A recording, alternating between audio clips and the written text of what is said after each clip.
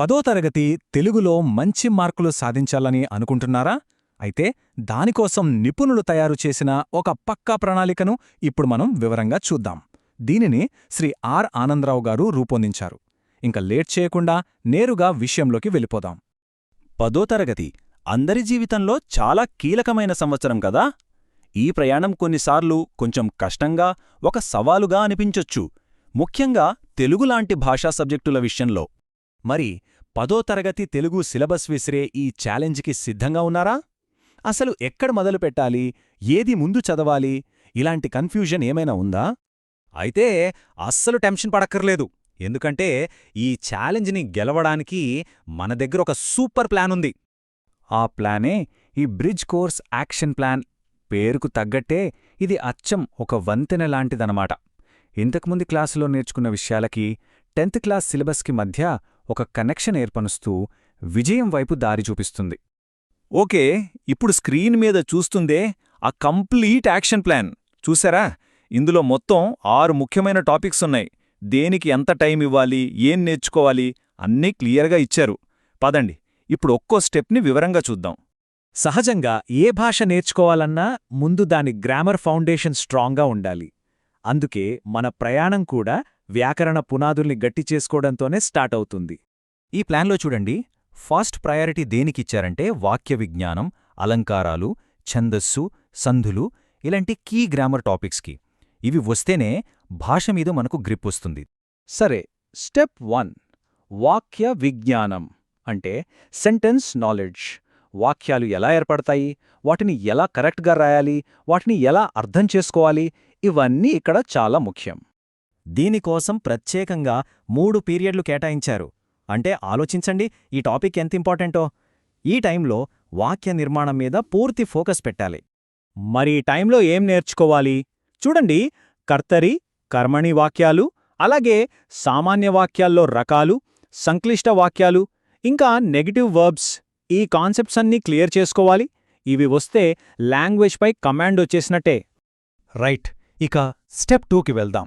ఇది భాషకి ఒక అందాన్ని, ఒక డెప్త్ని ఇచ్చే టాపిక్. అవేంటంటే అలంకారాలు, ఛందస్సు మరియు సందులు. ఇక్కడొక ఇంట్రెస్టింగ్ పాయింట్ గమనించాలి. ఈ యొక్క టాపిక్కే ఏకంగా 5 పీరియడ్లిచ్చారు. మొత్తం ప్లాన్లోనే హయ్యెస్ట్ టైం దీనికే కేటాయించారు. దీన్ని బట్టే మనం అర్థం చేసుకోవచ్చు ఇది ఎంత కీలకమైన భాగమో. సో ఈ టైంలో మనం వృత్తపద్యాలు, శబ్దాలంకారాలు, అర్థాలంకారాలు, సంధులు, సమాసాలు ఇలాంటి అడ్వాన్స్డ్ గ్రామర్ టాపిక్స్ని చాలా డీప్గా చదవాలి. సరే, గ్రామర్ రూల్స్ అన్నీ నేర్చుకున్నాం. ఇప్పుడు ఆ రూల్స్ని వాడుకుని సాహిత్యాన్ని ఎలా అర్థం చేసుకోవాలో చూసే టైం వచ్చింది. స్టెప్ 3 పరిచిత, అపరిచిత గద్యాలు అంటే సీన్ అండ్ అన్సీన్ ప్యాసేజెస్.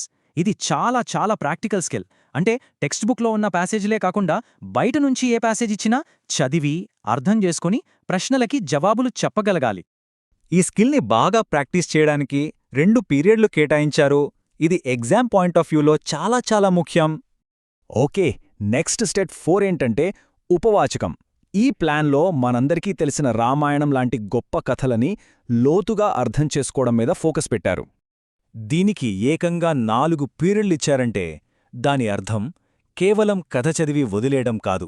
ఆ కథలోని పాత్రలు, వాటి స్వభావాలు, అందులోని సందేశాన్ని పూర్తిగా ఆస్వాదించాలి. ఇక్కడ మెయిన్గా రామాయణం యొక్క గొప్పతనం తెలుసుకోవడంతో పాటు అందులోని ఒక్కో పాత్ర, ఆ పాత్రల స్వభావాలని ఎనలైజ్ చేయడం మీద కాన్సంట్రేట్ చెయ్యాలి. అలాగే మనం ఈ ప్లాన్లో ఫైనల్ స్టేజ్కొచ్చేశాం. ఇప్పుడిదాకా నేర్చుకున్నదంతా ఉపయోగించి మన సొంత ఆలోచనల్ని క్రియేటివ్గా ఎలా చెప్పాలో ఇప్పుడు చూద్దాం. స్టెప్ 5 జాతీయాలు అంటే ఇడియమ్స్ అన్నమాట. మన మాటల్లో కానీ రాతల్లో కానీ వీటిని వాడితే భాష చాలా అందంగా, పవర్ఫుల్గా ఉంటుంది. ముఖ్యంగా వీటిని సొంత వాక్యాల్లో ప్రయోగించడం ప్రాక్టీస్ చెయ్యాలి. ఇక ఫైనల్ స్టెప్ 6 సృజనాత్మక లేఖనం అంటే క్రియేటివ్ రైటింగ్. ఇప్పటివరకు నేర్చుకున్న గ్రామర్, కాంప్రిహెన్షన్, ఇడియమ్స్ ఈ స్కిల్స్ అన్నింటినీ కలిపి ఇక్కడ వాడాలి. దీంట్లో ఏమేమొస్తాయో చూడండి. లెటర్ రైటింగ్, కరపత్రాలు, అభినందనలు చెప్పడం, ప్రాజెక్ట్ వర్క్, ఇంకా ఇద్దరి మధ్య సంభాషణలు రాయడం, ఇలా ఎన్నో ఉంటాయి. ఇవన్నీ ఎగ్జామ్స్కే కాదు, మన రియల్ లైఫ్లో కూడా చాలా హెల్ప్ అవుతాయి. చూశారుగా, ఈ ప్లాన్ని స్టెప్ బై స్టెప్ ఫాలో అయితే మన జర్నీ ఎంత ఈజీ అయిపోతుందో. సక్సెస్ అవ్వడానికి కావలసిన ప్రతి అంశం ఇందులో చక్కగా పొందుపర్చారు. మొత్తంగా చెప్పాలంటే శ్రీ ఆనందరావు గారు డిజైన్ చేసిన ఈ బ్రిడ్జ్ కోర్స్ 3 ముఖ్యమైన పిల్లర్స్ మీద నిలబడి ఉంది. అవేంటంటే 1 స్ట్రాంగ్ గ్రామర్, 2 డీప్ కాంప్రహెన్షన్, 3 అద్భుతమైన క్రియేటివిటీ. ఈ 3 కలిసినప్పుడే తెలుగులో సంపూర్ణ విజయం మన సొంతమవుతుంది. ఇంత క్లియర్గా స్టెప్ బై స్టెప్ ప్లాన్ మన చేతిలో ఉన్నప్పుడు చెప్పండి, 10వ తరగతి తెలుగులో విజయం సాధించకుండా మనల్ని ఎవరు ఆపగలరు?